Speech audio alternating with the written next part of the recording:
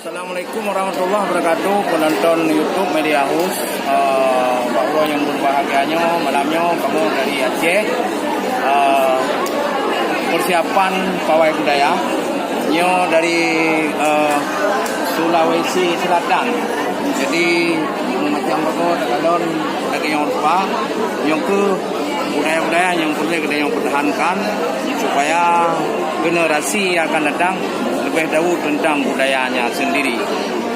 Alhamdulillah, Allah ada puji yang maha kuasa. Wahirakan lendung generasi seluruh negeri di Indonesia.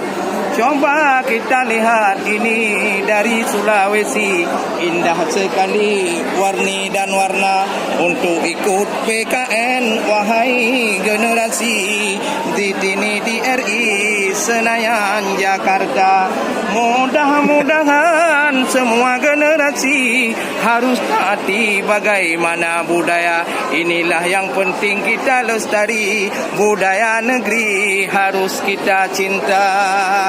Janganlah lupa untuk generasi, semoga dicintai budaya bangsa. Dari Aceh sampai ke Sulawesi, seluruh RI beragam budaya. Ini acara persiapan pawai nanti. Banyak putra dan putri, ada mahasiswa, semua ikut pawai budaya di negeri ini pada malam ini.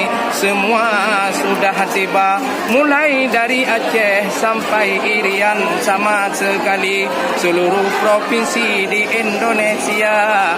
Mudah-mudahan Aceh hadap di sini. Negeri RI luar biasa.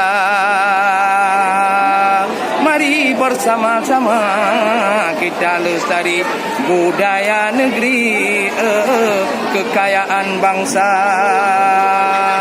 Sabai. Assalamualaikum warahmatullahi wabarakatuh.